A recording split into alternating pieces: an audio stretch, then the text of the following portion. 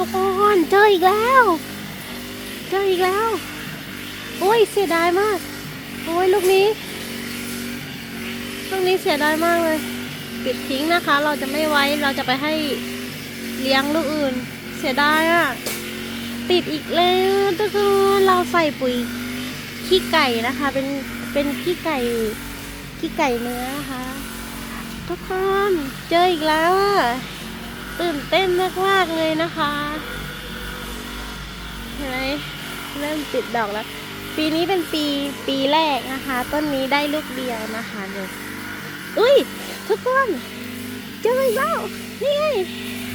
แล้วก็โอ้โหทุกคนมันใหญ่มากๆเลยอ่ะอุ้ยตื่นเต้นอุ้ยลูกนี้จะรอดหรือเปล่าเนี่ยน่าจะเป็นเพราะโดนฝนด้วยนะคะตื่นเต้นมากๆเลยอ่ะ